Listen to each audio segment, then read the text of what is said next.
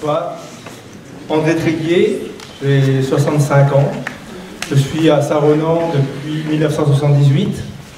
J'ai fait pratiquement toute ma carrière professionnelle dans un centre de comptabilité, d'abord spécialisé dans l'agriculture, et ensuite donc dans le commerce et l'artisanat.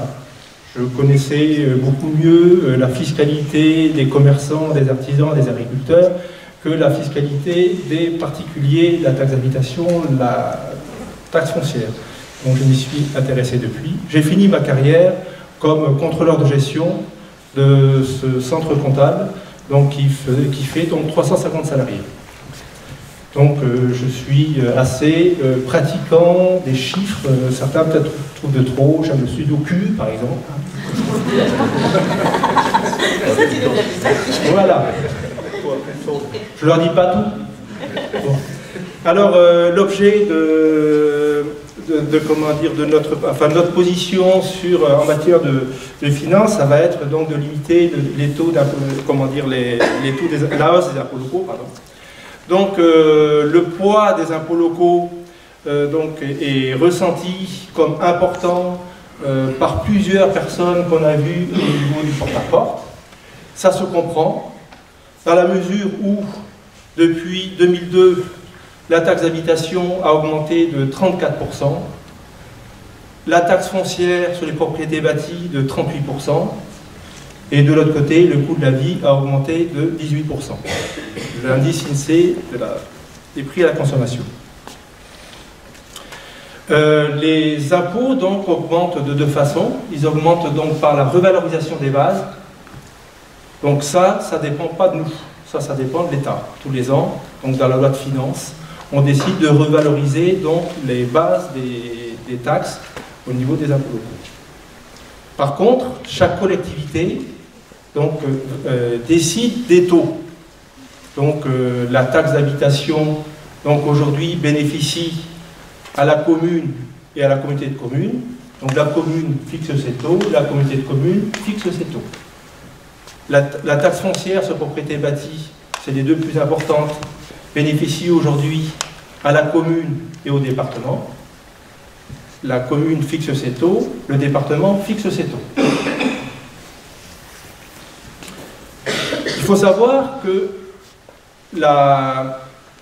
ces taxes foncières et taxes d'habitation perçues au niveau de la commune, donc qui sont versées donc, dans vos avis d'imposition, il y a les deux tiers qui reviennent à la commune. Taxe foncière, taxe d'habitation.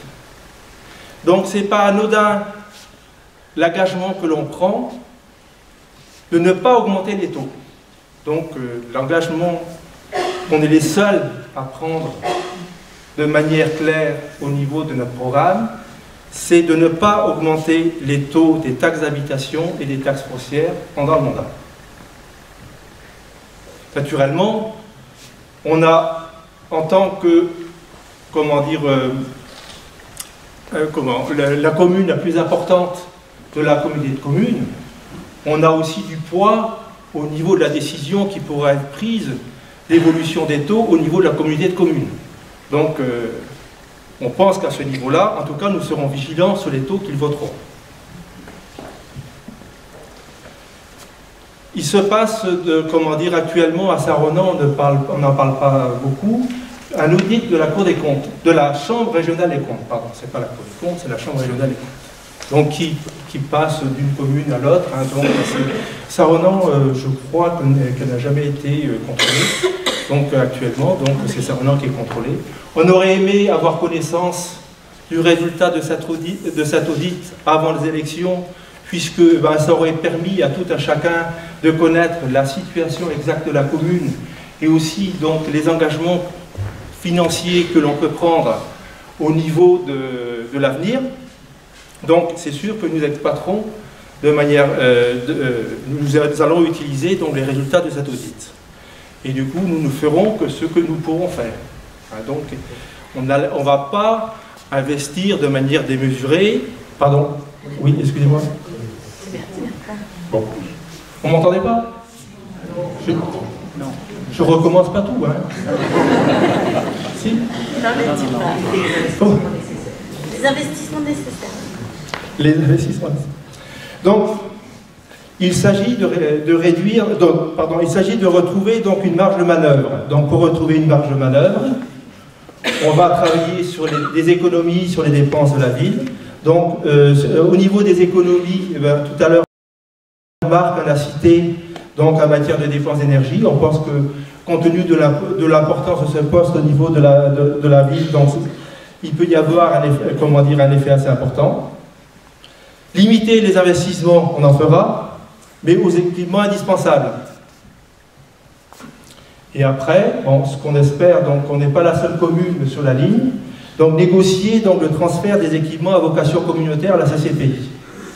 On prend par exemple l'équipement, le stade d'athlétisme, on a rencontré donc les rois de l'athlétisme, tous les athlètes de la communauté de communes aujourd'hui viennent assez régulièrement s'entraîner à Saint-Ronan. C'est le seul équipement de ce niveau qui existe au niveau de la communauté de communes. Donc on pense que ça a vocation à être intracommunautaire. La piscine, donc on sait qu'il y a des tractations avec une autre commune donc de la CCPI qui veut aussi céder sa piscine donc à l'intercommunalité. Et bien c'est sûr que nous, on est intéressés, et étant donné quand même que ça pèse beaucoup au niveau du budget de la commune, c'est à peu près 300 000 € par an, donc effectivement par un transfert au niveau de l'intercommunalité. Et donc on pense aussi dans l'avenir à la salle des sports des futurs collèges qui a une vocation donc plus importante que celle de la ville de Saint-Ronan. Et après donc on essaiera d'utiliser donc d'autres ressources qui peuvent être la vente de biens immobiliers inutilisés. Et là, on a constaté que déjà, actuellement, il y a donc un certain nombre de biens qui ont été vendus. Et donc la renégociation donc, des emprunts, dont certains donc, ont des taux très élevés.